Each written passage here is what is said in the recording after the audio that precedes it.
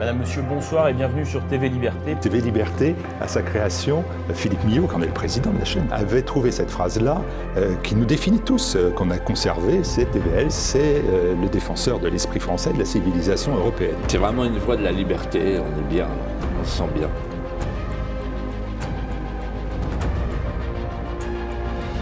Madame, Monsieur, bonsoir. Je suis très heureuse de vous retrouver pour cette nouvelle édition. Ces batailles de l'influence, on les a gagnées. Le peuple doit retrouver sa place centrale des institutions démocratiques.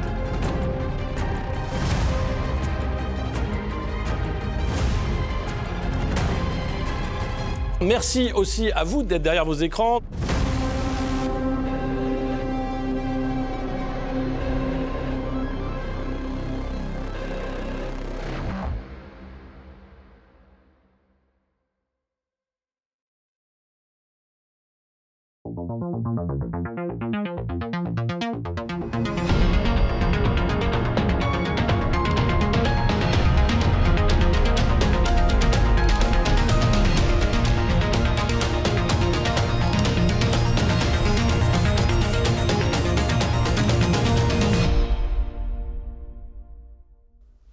Bonjour à tous, je suis très heureuse de vous retrouver pour ce nouveau numéro d'Immédiat. Bonjour Jean-Yves. Bonjour Floriane. Très heureuse également d'être à vos côtés.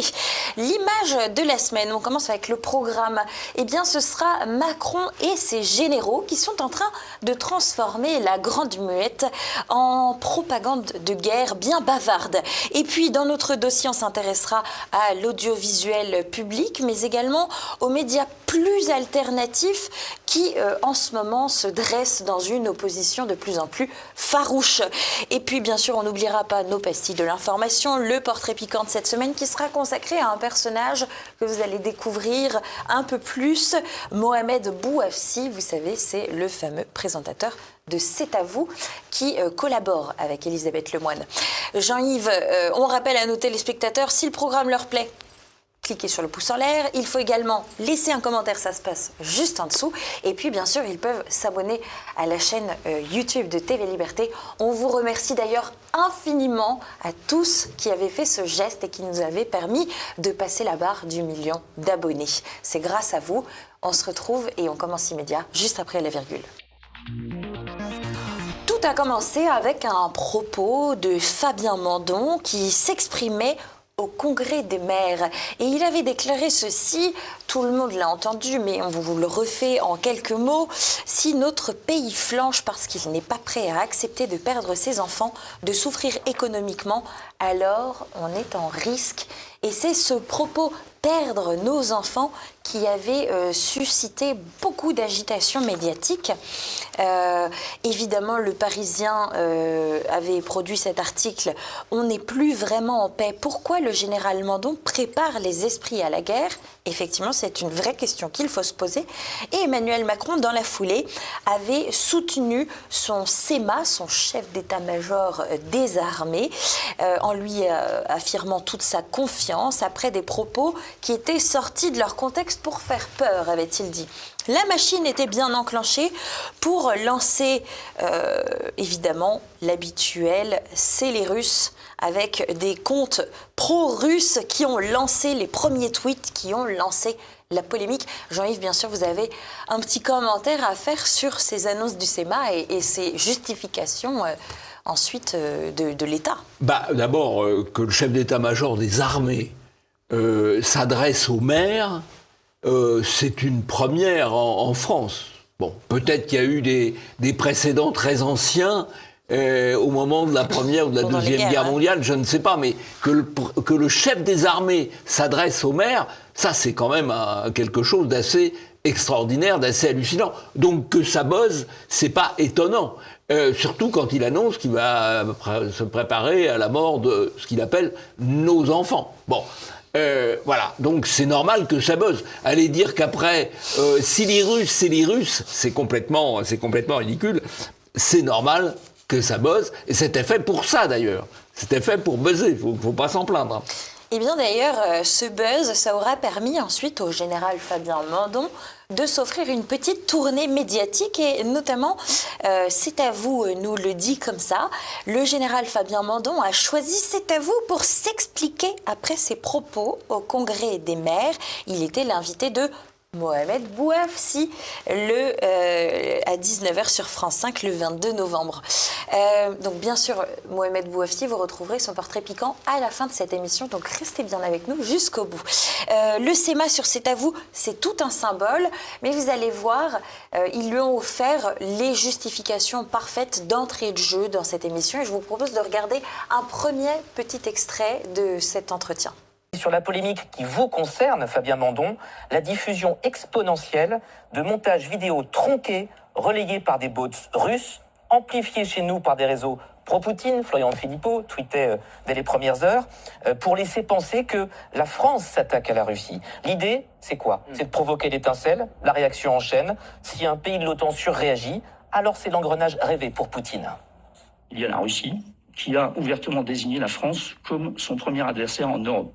Pas moi qui l'ai dit, c'est la Russie qui l'a dit. Une menace durable, proche et qui est pour moi la plus dimensionnante. Dimensionnante, ça veut dire derrière qu'il faut préparer les esprits. Alors Jean-Yves, il y a beaucoup de choses à dire sur ce passage dans C'est à vous et cette présentation par l'animateur, le chroniqueur. D'abord, je voudrais qu'on rebondisse sur les propos du général Burkhardt qui sont repris dans C'est à vous, qui ont été débunkés, si je puis le dire ainsi, dans la presse, qui sont faux. La Russie n'a pas tenu ce genre de propos. Et puis, bien sûr, vous avez à nouveau un commentaire, j'imagine, sur les bots russes et le scellé russe permanent. Ça, c'est une désinformation permanente, mais qui finit par rentrer dans les esprits. Qui finit par rentrer dans... C'est efficace. Il faut savoir une chose, la propagande, c'est efficace. Le mensonge, c'est efficace. Et de ce point de vue-là, les macronistes sont extraordinairement performants. Alors, Jean-Yves, on va regarder une deuxième vidéo, cette fois-ci un peu plus centrée sur les propos de Fabien Mandon. On l'écoute tout de suite. Le choc est une réaction humaine. Et j'ai des amis qui, ces dernières heures, m'ont écrit, m'ont posé des questions. J'ai moi-même des enfants. Je mesure à quel point certains ont pu être inquiétés. Mais le rôle de cette intervention est d'alerter et de se préparer. Moi, j'ai une grande confiance dans notre pays. On n'est pas seul. La bonne échelle, c'est le collectif, c'est l'Europe. L'Europe a tous les moyens d'éviter la guerre. L'Europe est puissante démographiquement, économiquement, militairement. Alors là, Jean-Yves, vous avez un commentaire, bien sûr. Ah bah c'est le respect. Le respect. Ils sont censés être impertinents, ces gens-là.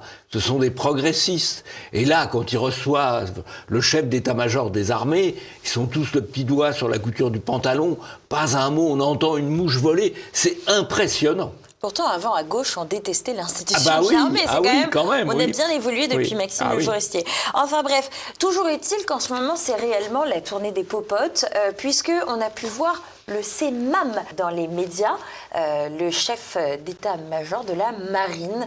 On l'écoute tout de suite. Lui aussi, il tient des propos intéressants. On a Nord Stream, le pipeline qui a été coupé en mer Baltique. Tout ça, c'est des actions qui viennent déstabiliser des écosystèmes, qui viennent nous tester un peu, qui viennent voir si on va réagir. Et la Marine nationale, elle est prête à réagir? Et la Marine nationale, elle est prête au quotidien à protéger la France, les Français. Alors, il est assez drôle parce qu'il utilise le terme qu'il faut absolument utiliser quand on est dans le politiquement correct, au quotidien. Au quotidien, il répète ça. Et puis alors, il sort un mensonge incroyable. Nord Stream, on a raconté quand le pipeline a sauté que c'était les Russes. C'est évidemment pas les Russes, c'était leur propre pipeline. Et maintenant, tout le monde sait que ce n'est pas eux, mais lui le répète. Le chef d'état-major de la marine. Un mensonge absolu. Même sur LCI, on parle des coupables qui viennent d'être arrêtés, à savoir un Ukrainien. Et je vous passe cette revue de presse aussi, qui parle donc de l'enquête allemande qui est en cours et qui s'intéresse particulièrement à un détenu actuellement ukrainien, qui est un ancien chef de l'armée ukrainienne. Enfin bref, il se peut que ce soit sous faux pavillon, mais je pense que le CEMAM est tout à fait au courant de ces des avancées au niveau de cette enquête. On l'espère quand même. On l'espère. Oui, c'est vrai que c'est possible. Faut jamais négliger le fait que ça pourrait être de la bêtise aussi. Alors, dans le Figaro, eh bien, de façon assez fortuite, Emmanuel Macron teste une de ses grandes idées qui est revenue quand même régulièrement tout au long de ses mandats. C'est l'instauration d'un service militaire volontaire, nous dit-il cette fois-ci.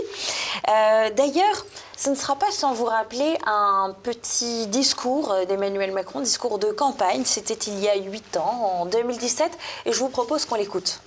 Madame Le Pen, ils seront réfugiés au château de Montretout, mais ce sont vous et vos enfants qui iront la faire. La même guerre qui en a fait tomber tant et tant. Alors moi, je n'en veux pas. Nous sommes debout, nous sommes en marche, et nous irons au bout avec responsabilité. Mais je veux autre chose avec vous pour mon pays. Mais pas ça, pas ça, pas ça.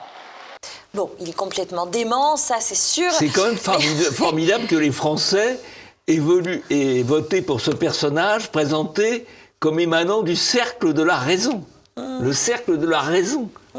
Alors qu'il annonçait effectivement que c'était vous et en vos 2017. enfants, vous irez faire cette guerre. Ouais. Alors, toujours est-il que, dans un second temps, le lendemain, Emmanuel Macron a précisé un peu son idée, son projet. Le nouveau service national volontaire n'implique aucunement d'envoyer nos jeunes en Ukraine. Il a affirmé cela sur RTL. Ce n'est pas du tout le sens de cette affaire, mais oui, c'est nous qui sommes imbéciles et qui comprenons de travers, évidemment. BFM TV a également repris ce rejet de l'idée confuse d'envoyer nos jeunes sur le front. Bon, Jean-Yves, vous avez forcément un commentaire à faire. Alors d'ailleurs, avant, je vous cite cet article du Parisien qui m'a beaucoup amusé. La possibilité d'un conflit paraît de moins en moins improbable quand les réservistes se préparent au pire. Ça fait beaucoup de négations, beaucoup d'estimation. L'idée générale est quand même de faire peur, voilà, de créer un climat de peur. Alors, on avait eu le Covid, qui avait mis en place un système de gouvernement par la peur. Et maintenant, on a la menace de la guerre. C'est assez classique, en fait. D'ailleurs, Ségolène Royal en parle assez bien. Et je vous propose d'écouter son propos rapidement, parce que c'était quand même très bien vu de sa part. Ce que disait Machiavel, pour maintenir un peuple dans l'obéissance et le silence, inventez-lui un ennemi. Faites-lui peur. Et dénoncer ceux qui veulent la paix comme des antipatriotes et des ennemis de la patrie. On y est.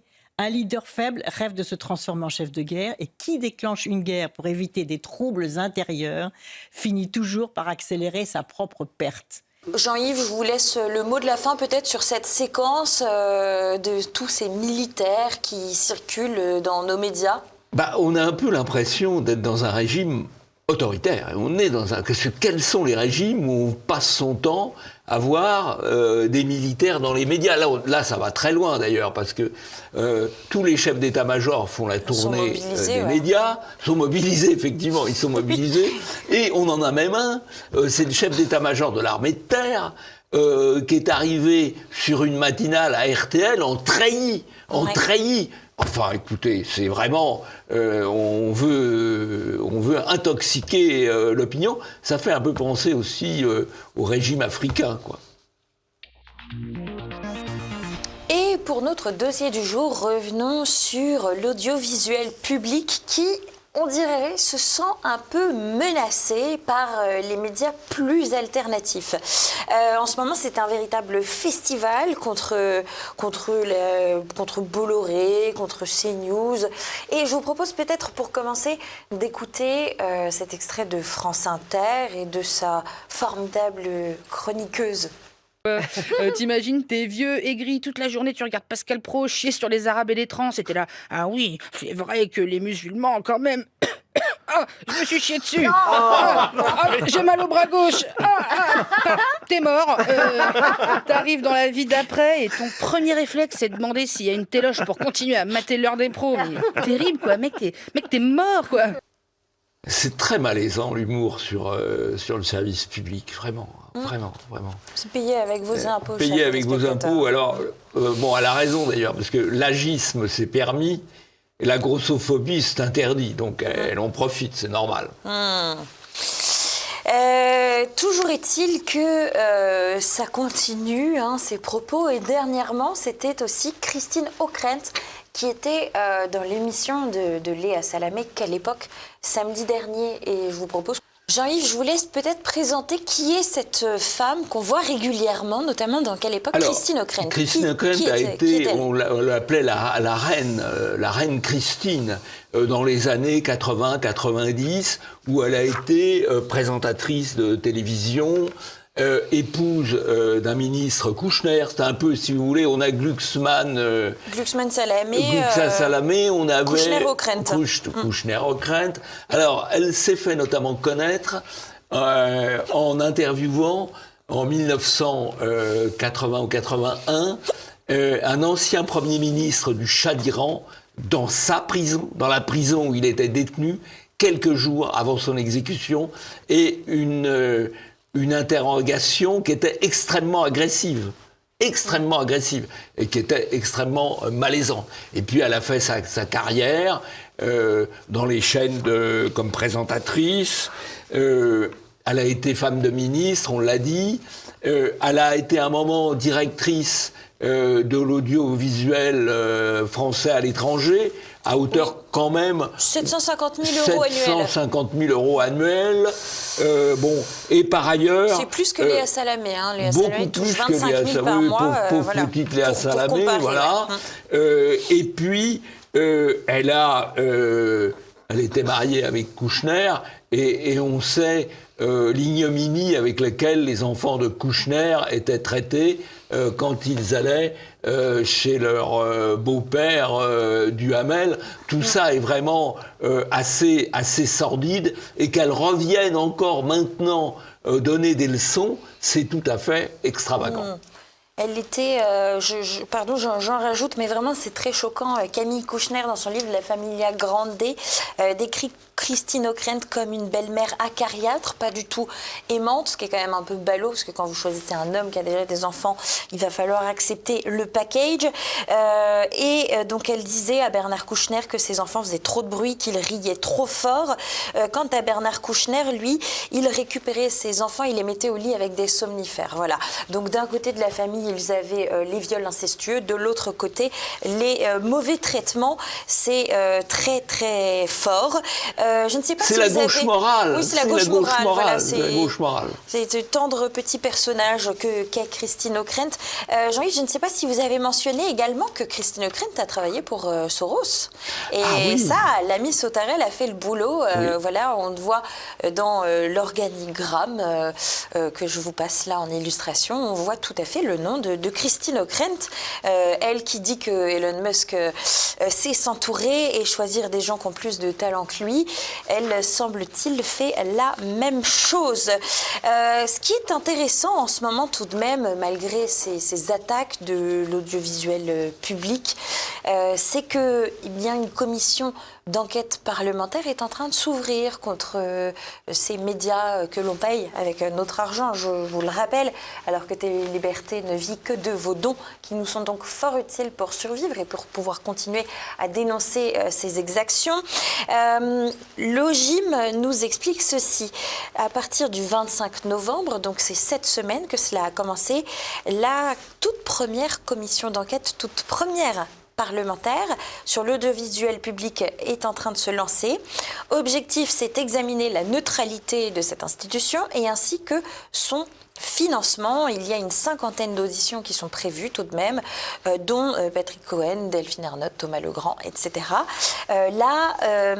Ceux qui ont été interrogés globalement pour l'instant, c'est Adjari et Alban de Nervaux, donc les patrons de l'Arcom pour commencer. Le Figaro a cette citation quand même intéressante pour parler de cette enquête. On va sortir tous les cadavres du placard. Effectivement, il y a quelques dossiers qui sont en attente depuis des années, ça risque de faire mal. D'ailleurs, le rapporteur de cette enquête parlementaire, il s'agit de Charles Aloncle, qui est député UDR, et qui ne mâche pas ses mots quand il s'adresse à toutes ces personnes qui sont auditionnées. Notamment, il nous explique que l'Arcom considère que Philippe de Villiers est une personnalité politique, mais pas Daniel Cohn-Bendit, pas Cécile Duflot ou pas Éric Dupond-Moretti, qui sont désormais donc retirés de la vie politique, mais dont on connaît fort bien l'orientation.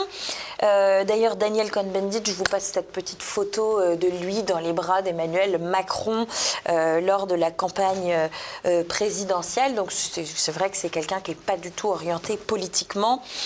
Jean-Yves, en plus d'être un ignoble pédophile, voilà, il ne nous attaquera pas pour ça, donc autant se faire plaisir. Jean-Yves, déjà peut-être un premier commentaire ? Juste un petit commentaire. D'abord, le député à Longles est quelqu'un de très brillant, un jeune député UDR très brillant, donc il va faire le boulot. Ça va nous changer de ce qu'on voit parfois. Et puis, la deuxième chose, c'est assez extraordinaire parce que Villiers soutient Zemmour, donc c'est une personnalité politique. Les autres, notamment Cohn-Bendit, soutiennent la gauche ou soutiennent Macron, ça c'est neutre. Parce que du point de vue du service public, le pluralisme, des dirigeants du service public, le pluralisme, c'est l'entre-soi. Donc entre eux, c'est pluraliste. Par contre, ce qui est à l'extérieur, c'est une atteinte au pluralisme et il faut le combattre. C'est une inversion complète de la logique.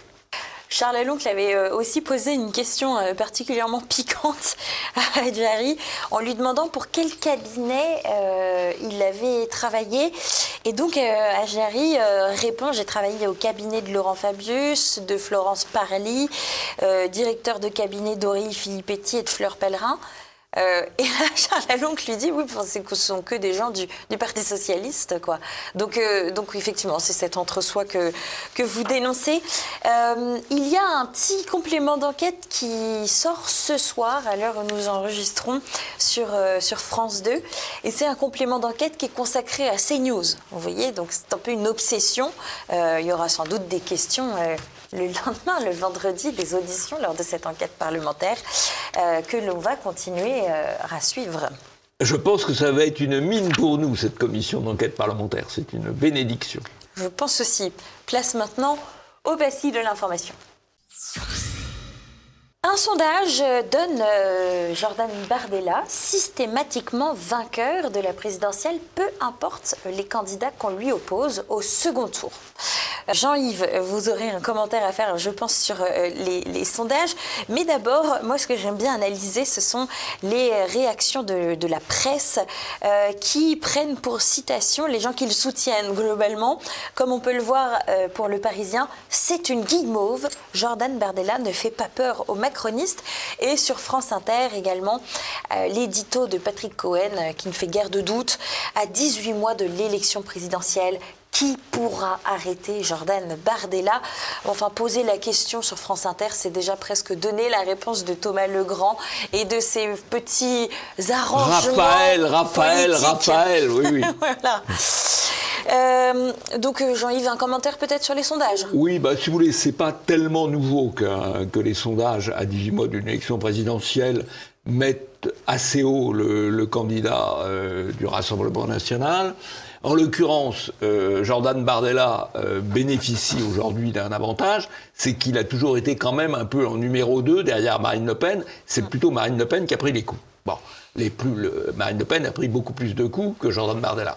À partir du moment où Marine Le Pen va être déclarée inéligible et que Jordan Bardella va être au premier rang, tous les tirs vont se concentrer sur lui. Et évidemment, on lui fera toutes sortes de procès. On va accuser certaines de ses dépenses parlementaires. On va le faire son procès en incompétence. Il va passer en diabolisation, s'il n'y a pas de raison qu'il y échappe. Il va être en première ligne, et là, ça va être plus dur. Et puis, il y aura les grands débats aussi. Hein. On verra comment il fait, si j'ose dire, front. Macron voudrait labelliser la presse. Il aimerait, donc vous savez, il est en grand débat actuellement, alors pas avec les Français, comme certains médias voudraient vous le faire croire, mais avec les patrons de presse quotidienne régionale, ce qui n'est pas tout à fait la même chose. Et il veut lutter contre les dérives des réseaux sociaux.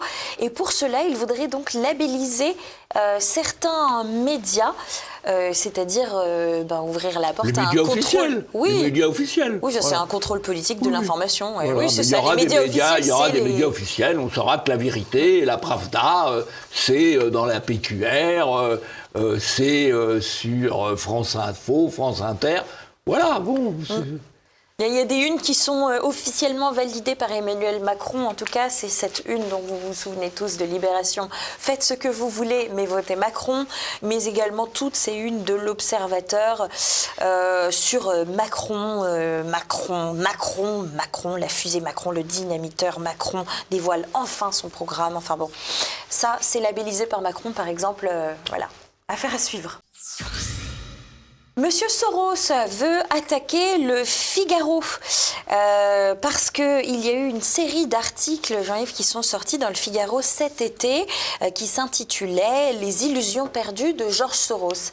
Et dans ces articles, eh bien, il y a un passage dans lequel on peut lire que Georges Soros et l'Open Society, donc sa fondation, dont on parle souvent dans les médias, auraient soutenu et financé des organisations antisémites ou terroristes impliqués dans les crimes contre l'humanité perpétrés par le Hamas ou encore des organisations proches du régime iranien, blablabla. C'est la seule chose intéressante dans cet article qui continue et embraye ensuite sur les fantasmes autour de la famille Soros, qui est souvent la cible des ultra-conservateurs et des complotistes.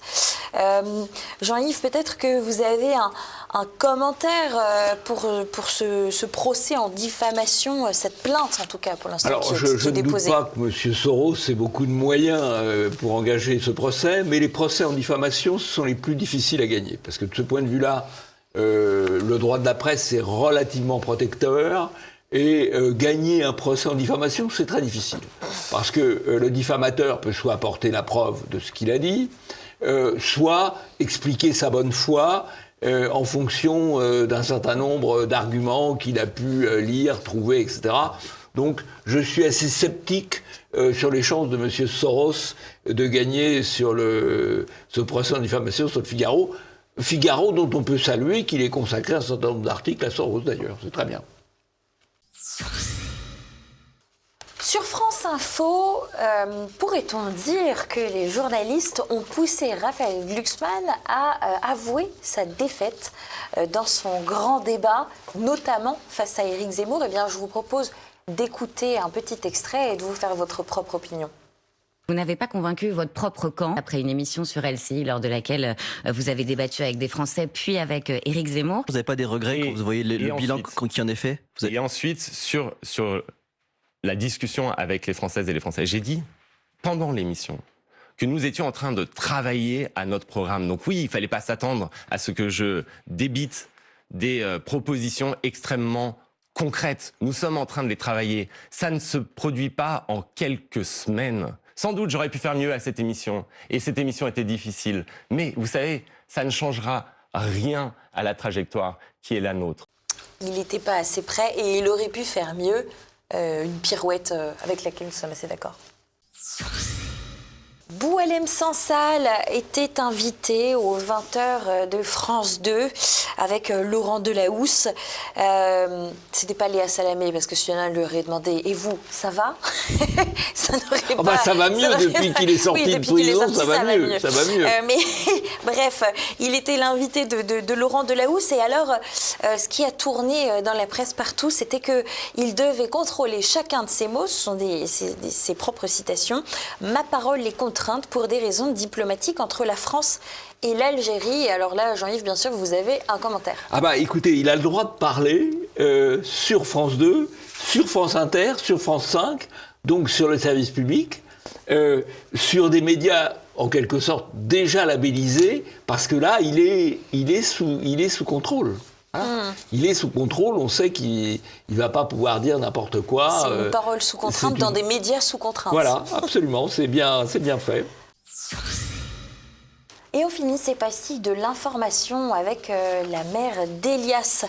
Cela fait déjà 10 mois que son fils a été tué à coups de machette par 2 jeunes suite à un faux refus d'obtempérer pour donner son portable. En réalité, c'est de la barbarie pure et simple. Et figurez-vous que la mère d'Elias nous raconte un petit peu comment est-ce que les magistrats avec qui elle a échangé ont parlé de son action, de sa communication dans les médias. On l'écoute tout de suite. La première discussion, parce que j'avais besoin aussi de discuter avec des magistrats très naïvement, finalement, pour savoir si notre démarche de dialogue était saine et légitime. Ça a été très violent parce que j'ai entendu les mots « vous partez en croisade contre les magistrats, vous êtes une victime écervelée et vous êtes populiste ». Et ces mots ont été tenus à votre rencontre ? Oui. Alors, cette affaire aura fait suffisamment de bruit pour que Gérald Darmanin réagisse à ce propos sur RTL et explique que si ces faits étaient avérés, que les magistrats concernés seraient fermement condamnés par le ministre de la Justice. Enfin, condamnés à quoi ? Enfin, c'est honteux, quoi. Voilà. Oui. C'est l'état de la France et de la justice. Sur la justice, je voudrais recommander à nos amis qui nous suivent deux sites. L'Observatoire des décisions de justice et l'Institut de la justice. L'Institut de la justice vient d'ailleurs de faire une vidéo assez remarquable sur comment la gauche a pris le pouvoir dans la magistrature. Nous vous la mettons en lien, ça peut être tout à fait intéressant. Et voilà, on est arrivé à la fin de cette édition d'Immédiat. Merci à tous de nous avoir suivis. Merci d'être allés jusqu'au bout. Merci de laisser un petit pouce en l'air aussi si le programme vous a convenu. Et puis, vous pouvez nous laisser des commentaires. Vous savez, cela favorise l'algorithme de YouTube. N'hésitez pas à vous abonner également. On se dit à très vite. On se retrouve la semaine prochaine. Et on ne vous laisse pas sans le portrait piquant consacré à M. Mohamed Bouafsi, qui est sur C'est à vous. Le mercato médiatique aura vu Mohamed Bouafsi quitter RMC et RTL pour France Télévisions. Bonne bouille, avenant. L'étoile montante du journalisme sportif file faire de la politique sur France 5 et France 2 en apportant à la fois sa touche personnelle et la caution diversité et défenseur du progressisme. Né en 1992 à Marseille, Mohamed Bouafsi a suivi sa scolarité dans un lycée catholique avant de rejoindre l'Institut européen de journalisme à Paris. Stagiaire à Canal+ et Radio France, puis à RMC, où il finira rédacteur en chef du service football. À la rentrée 2020, il anime l'émission Top of the Foot sur RMC, rassemblant plus de 150 000 auditeurs. Des prestations qui ont fini par taper dans l'œil de France Télévisions. Bon journaliste sportif, Mohamed Bouafsi a d'autres qualités. L'une d'entre elles pourrait bien être son image, qui colle bien avec la télévision de Delphine Ernotte, présidente de France Télévisions, qui déclarait à sa prise de pouvoir en 2015, je cite, « On a une télévision d'hommes blancs de plus de 50 ans, et ça, il va falloir que ça change. » Un profil qui va bien avec les idées du progressisme affiché du service public. Au cours de l'Euro de football 2021, le journaliste s'en est pris à l'UEFA pour avoir refusé d'illuminer les stades aux couleurs arc-en-ciel en soutien aux LGBT. À ce tropisme LGBT s'ajoute une défense de l'antiracisme, somme toute assez banale dans les hautes sphères médiatiques. Des qualités qui lui permettront d'animer un entretien présidentiel en direct sur BFM TV. Défenseur des homosexuels, antiraciste, Mohamed Bouafsi n'en demeure pas moins paradoxalement un défenseur du Qatar.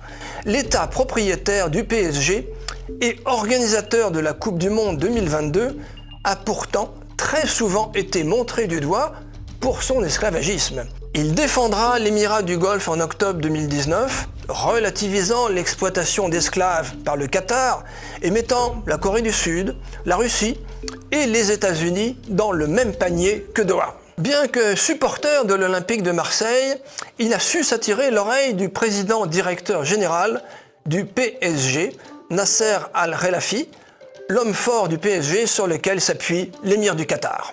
En rejoignant l'émission C'est à vous sur France 5, il va donc continuer à parler de sport, mais pas seulement. Il devrait ainsi être amené à traiter de l'actualité en général, aux côtés de la très convenue Anne-Elisabeth Lemoine, mais aussi du désastreux Patrick Cohen. Avec plus d'un demi-million de personnes qui le suivent sur Twitter et un très grand nombre de fans sur Instagram, il a su se faire un nom sur les réseaux sociaux, notamment grâce à ses informations lors des périodes de transfert du football. Docile face aux puissants, d'apparence sympathique et fort ambitieux, Mohamed Bouafsi, retenez son nom, est probablement l'une des personnalités qui comptera le plus dans l'audiovisuel français dans les années à venir.